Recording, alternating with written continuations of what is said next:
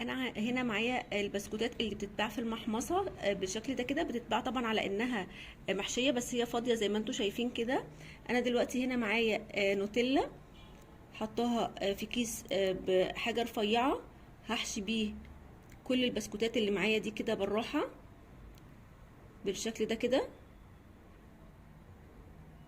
من هنا، وهرجع احشي من الجنب التاني. هحاول احشي كل البسكوت على قد ما اقدر. دلوقتي خلصت حشو كل البسكوت اللي معايا او الويفر اللي معايا، ومعايا هنا شوكولاته مسيحاها في الميكرويف. دلوقتي هغطس الويفر بتاعي بالشكل ده كده، وهشيله واصفيه، وهحط جنبي على اي حاجه بلاستيكه او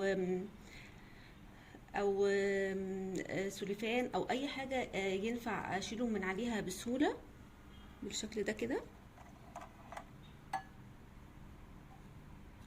اظن مفيش اسهل من كده، الموضوع سهل جدا ومبياخدش اي وقت.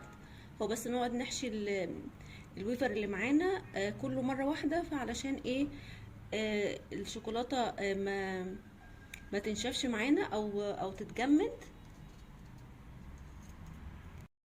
دلوقتي انا كده خلصت كل الكميه اللي معايا، وكمان نشفت بالشكل ده كده. هحاول بقى بالسكينه اشيل كل الزوايد بالشكل ده كده. بقى جاهز معايا كمية حلوة جدا وطعمها حلو جدا من الشوكولاتة بتاعتنا بكل سهولة. شايفين بقى من جوه؟ شايفين؟ بجد حلوة جدا جدا جدا، طعمها جامد جدا. جربوها هتعجب الولاد جدا جدا. يا رب وصفة النهاردة تكون عجبتكم، واللي عجبه الفيديو يا ريت يسيب لي رأيه في كومنت. والسلام عليكم ورحمة الله.